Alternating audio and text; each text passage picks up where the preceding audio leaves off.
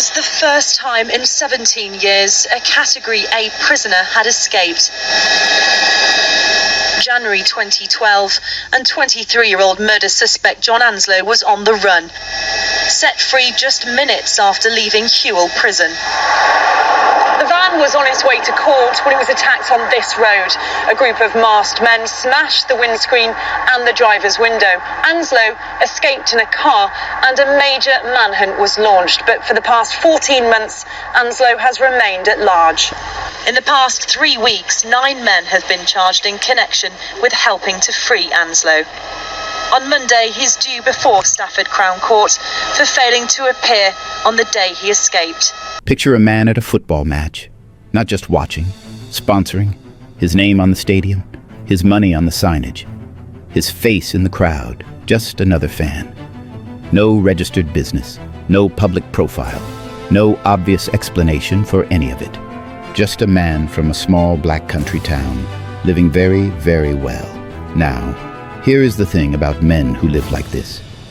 With cash in safes and no paper trail, there is always an explanation. You just have to know where to look. His name is John Anslow, Tipton, black country, born sometime in the late 1970s. And everything you just heard, the stadium sponsorship, the safes, the holidays, none of it came from a job, not a legitimate one. Anslow was running a cocaine and cannabis operation across the West Midlands, not a small one. This wasn't someone moving small packages between friends. This was a supply chain, organized, layered, built to last. Cocaine, Class A, cannabis, Class B, both moving across the region and beyond for years. And it worked, until February 2011. Liverpool. Police seized a cannabis haul worth over £1,100,000. Enormous. A seizure that makes national news. And when investigators pulled the phone records, the trail didn't stay in Liverpool. It moved south, straight to a residential address in Tipton, his address, St. Mark's Road. Around the same time, police found more. At the premises of a nearby associate, 1/2 kilogram of cocaine. 100% pure. Not cut, not diluted. Pure, along with cutting agents, a drugs press. Everything needed to process and distribute on a significant scale. He wasn't caught because he panicked. He wasn't caught because someone close to him talked. He was caught because a routine seizure in a completely different city pulled one thread. And that thread ran all the way back to his living room. By early 2011, John Anslow was already in serious trouble. But the worst charge was still coming. But before the drug case could fully unfold, something else surfaced. Something heavier. July 5th, 2010. Chasetown, Staffordshire, a quiet residential street. Richard Deakin was 27 years old. He was a father. He was shot dead in his bed. A masked gunman entered his home and killed him. Just like that. That needs to sit for a moment. Because behind every case like this, behind every charge sheet and court date and legal argument, there is a person who didn't get to finish their life. Richard Deakin was that person. John Anslow was charged with organizing it. Not pulling the trigger, organizing, arranging. One of 5 men accused in connection with the killing. 2 of them, David Harrison, 63, and Daryl Dickens, 34, both from Bilston, were convicted. Both received life sentences. December 2012. Anslow was already in custody by then. Remand, HMP Hewell. Sitting inside a Category A prison while the drug charges built around him and the murder charge hung over everything. Cocaine conspiracy, cannabis conspiracy, organizing a murder. The weight of all 3 pressing down at once. Decades behind bars wasn't a possibility anymore. It was becoming a certainty. And John Anslow knew it. He was already inside, already facing the rest of his life in a cell. And somewhere on the outside, a plan was already being built. January 23rd, 2012. A Tuesday morning. Cold, quiet, unremarkable. A Serco prison van pulled out of HMP Hewell, a Category A facility near Redditch in Worcestershire. Routine transfer. The destination was Stafford Crown Court, a hearing connected to the murder charge. Standard procedure. Nobody on that van had any reason to think the morning would be anything other than ordinary. Then 3 masked men appeared. Multiple vehicles, moving fast, coordinated. The van was rammed, without warning. Sledgehammers came through the windows. The driver was punched. A female officer was threatened, forced to unlock the prisoner's cell door from inside the van. And then he stepped out. John Anslow, still in handcuffs, still wearing his prison-issue tracksuit, bright blue and yellow, standing on a quiet road in Worcestershire, free, now. Here is the detail that changes how you see this entire operation. He had a mobile phone, smuggled into the prison while on remand, hidden, used carefully, and on that morning, right there inside the moving van, he was using it in real time, relaying his exact position to the gang outside. Every turn, every junction, every second of that journey, they knew exactly where he was. From the road, a silver Volkswagen Serco was waiting. He was moved into it immediately. Then a Mercedes C63, then another vehicle, and another. Robert Riddell, Paul Cadby, Stuart Reed, Luke Hazel. A chain of people, each playing one role, each moving him further from that road. By the time police arrived, the van was damaged, the staff were shaken, and Anslow was gone. This was not impulsive. This had been months in the making. Accomplices had made reconnaissance trips around HMP Hewell, studied the transfer routes, timed the journey. A Christmas card had been sent to him inside the prison. Looked ordinary. It wasn't. Hidden within it, a phone number, coded, waiting. Each person in the network knew only their part. One role, compartmentalized, so that if anyone broke, the whole picture stayed protected. Police would later describe what happened that morning as sophisticated and perfectly executed. A £10,000 reward was offered. A multi-force hunt was launched. His distinctive blue and yellow tracksuit was publicized nationally. This was the first successful Category A prison escape in Britain in 17 years. The last one, 1995. Britain's most wanted man was out there somewhere, in handcuffs, in a bright prison tracksuit, and nobody knew where. This channel covers real British cases like this one. The details that don't make the headlines. The stories that sound too extraordinary to be true. If you're not subscribed, hit the button now and turn on the bell. You won't want to miss what comes next. Because here's the question nobody expected to be asking. How does a man in handcuffs disappear from Britain entirely? He didn't go to a safe house, didn't drive to another city, didn't wait for things to settle. Within days of that road in Worcestershire, John Anslow was gone from Britain entirely, not hiding in it, gone from it. A metal freight container, loaded as cargo, Dover.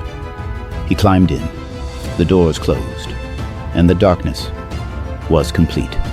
3 days, no light, no certainty about where exactly he was.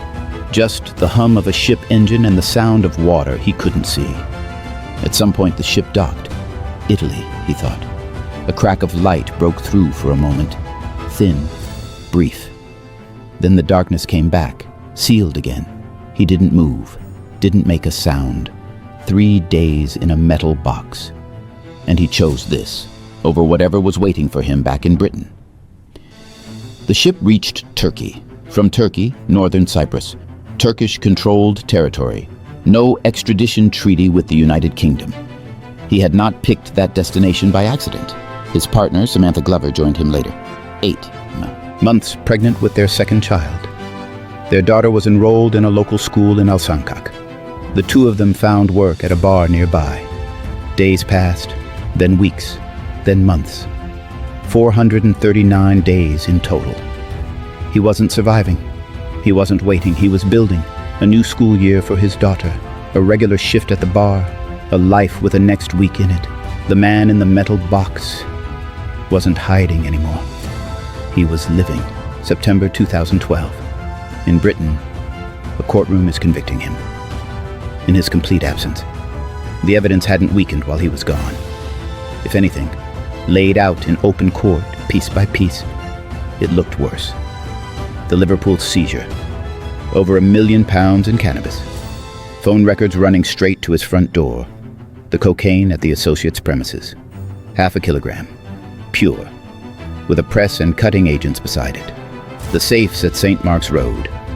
£107,900. In cash, the holidays, £24,000. 8 months. All of it. Presented to a jury without him there to say a word. The verdict didn't take long.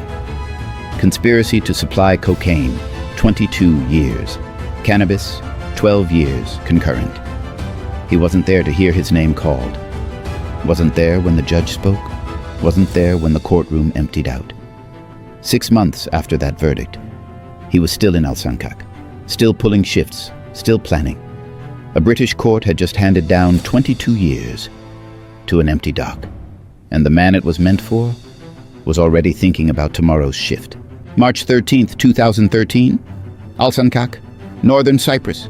No dramatic tip-off, no surveillance operation closing in, no chase through narrow Mediterranean streets, a routine immigration check, a name on a list. That was it.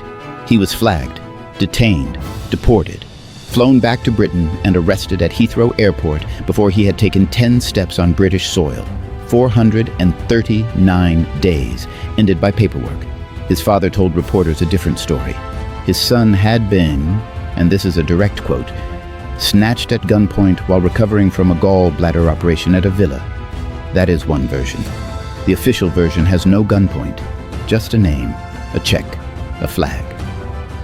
Back in a British courtroom, Anslow entered a guilty plea, conspiracy to escape lawful custody.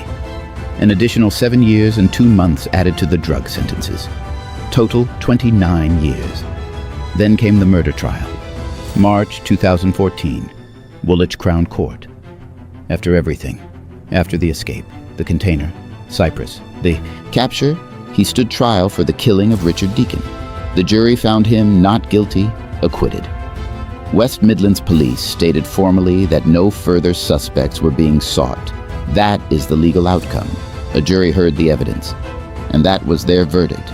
29 years for the drugs, 29 years for the escape, and a not guilty on the murder. 3 outcomes. 1 man. He went to Belmarsh. Not a local facility, not somewhere quiet. Belmarsh, Britain's most secure prison.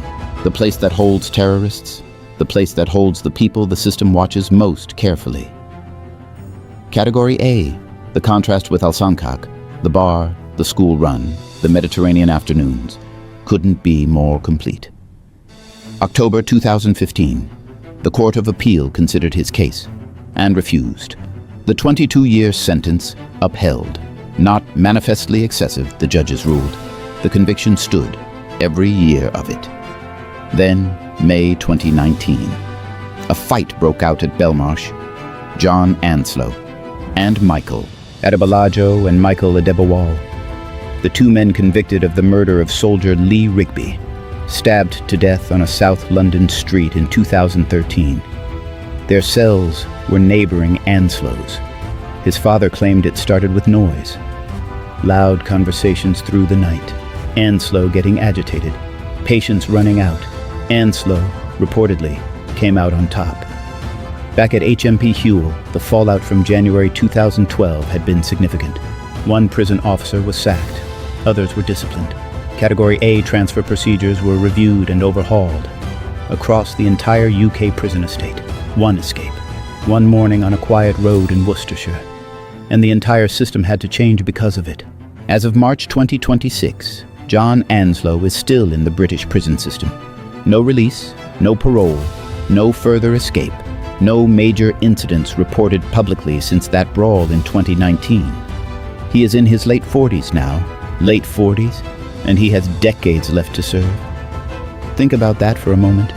The Wolves sponsorship, his name on a Premier League stadium, £36,000, legitimate looking, unremarkable. The Rolexes, the jewelry, the safes full of cash, the Dominican Republic, St. Lucia, Bangkok, the bar in Alsancak, the school run, the Mediterranean sun, The daughter who didn't know what her father had left behind. All of it. A long way from Belmarsh. A long way from a Category A cell. A long way from the man he was trying to become in Cyprus. There is no dramatic ending here, no final twist, no last revelation.